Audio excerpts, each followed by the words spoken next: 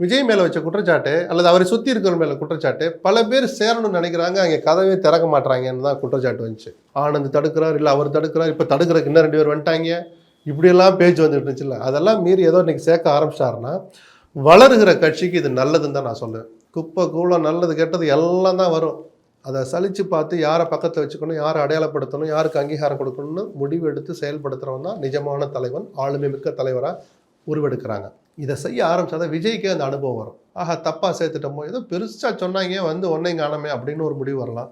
இல்லை நல்ல ஆளை தான் நமக்கு கொண்டாந்து விட்டுருக்குறாங்க, இல்லை நம்ம நல்ல ஆளுக்காக தான் கேட்ட திறந்து விட்டுருக்கோம் அப்படின்னு அவர் ஒரு முடிவுக்கு வர்றதுக்கு முதல்ல இந்த வரவுகளை வரவேற்று தான் ஆகணும். வளருகிற கட்சிக்கு இது அவசியம்தான். கொண்டாந்து விட்டுருக்குறாங்கன்றதை நான் எப்படி எடுத்துக்கணும்? ஏன்னா சில பேர் சொல்லி அனுப்பிச்சு ஃபோன் போட்டு சோன்ஸோ நல்லவர் கொஞ்சம் பார்த்துங்கன்னு ஒரு ரெஃபரன்ஸ் வந்திருக்கலாம். அப்படி தான் விஜய் கிட்ட நடக்குது. இப்போ அரசாங்க இயந்திரத்தில் மத்திய அரசில் மட்டும் இல்லை, மாநில அரசில் இருக்கிற சில IAS IPS அதிகாரிகளே விஜயோட தொடர்பில் இருக்காங்க. ஏங்க நேர் சித்தாந்த ரீதியாகவும் அரசியல் ரீதியாகவும் நேர் எதிரியாக இருக்கிற பிஜேபியோடைய அண்ணாமலை கூடைய பிஜேபி முக்கிய தலைவருடைய IAS IPS top IAS IPS தொடர்பில் இருக்கிறாங்க. விஜய் கூட இருக்கக்கூடாதா? தப்பு. தொடர்பில் இருக்கிறது வேறு, விசுவாசத்தை மாற்றி காட்டுறது வேறு. 2க்கு வித்தியாசம் இருக்குது.